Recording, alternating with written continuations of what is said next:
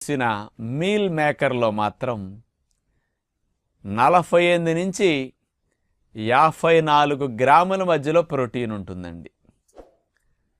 అంటే meal maker అనేది చూడండి, సులువుగా డైజెషన్ అయ్యే, అసలు గ్యాసెస్ రాకుండా పెద్ద ఇబ్బంది లేకుండా రుచికరంగా మన వంటలు చేసుకునే మీల్ మేకర్లో ఇంత ప్రోటీన్ దాగుందని మీరు ఎప్పుడన్నా ఆలోచించారా అసలు?